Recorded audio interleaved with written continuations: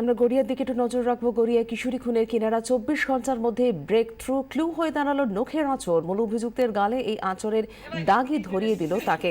আমরা কথা বলবো বিক্রম দাস, আমাদের প্রতিনিধি রয়েছেন আমাদের সঙ্গে মুহূর্তে টেলিফোন লাইনে। বিক্রম, এই ঘটনায় গ্রেফতার করা হয়েছে ইতিমধ্যেই অমিত রায় ওরফে ছোটুকে।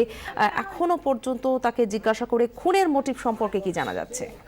দেখো, গতকাল তদন্ত শুরু করার পরই 7 জনকে ডিটেইন করেছিল সোনারপুর থানার পুলিশ, এবং যখন প্রথমে ক্রিমির একটা অ্যাঙ্গেল আসে, সেই অ্যাঙ্গেল ভালো করে খতিয়ে দেখে পুলিশ জানতে পারে যে সেখানে কিন্তু সঠিক তথ্য প্রমাণ পাওয়া যাচ্ছে না। এরপরই অন্যান্য অ্যাঙ্গেলগুলি খতিয়ে দেখা হয়, যেটা জানা যায় যে অমিত রায় ওরফে ছোট্টু নামে এলাকারই এক বাসিন্দা, যে কিনা অত্যাধিক মদ্যপান করে, এবং তাকে কিন্তু ডিটেইন করে কারণ তার মুখে বেশ কিছু নখের আঁচড়ের দাগ পাওয়া গেছে। এবং এরপরেই কিন্তু আমরা জানতে পারি যে এই কিশোরীর মৃতদেহ ময়নাতদন্ত হয়। তার হাতের আঙুলের যে নখ, সেই নখের মধ্যে বেশ কিছু স্যাম্পেল পাওয়া যায়। সেই স্যাম্পেলের সূত্র ধরে এবং অভিযুক্তর মুখে নখের আঁচড়ের দাগ দেখে তাকে টানা জিজ্ঞাসাবাদ করা হয়, এবং এই ছোটকে জিজ্ঞাসাবাদ করার পর পুলিশ জানতে পারে যে ছোটই এই খুন করেছে, সে স্বীকার করেছে। এবং সে যেটা জানিয়েছে যে গতকাল গভীর রাতে যখন কিশোরী একা রয়েছে বলে তিনি জানতে পারেন, তখন সে ওই ঘরের মধ্যে ঢোকে এবং সে কিশোরীর সঙ্গে জোর জবরদস্তি করছিল, তাকে ফোর্স করছিল।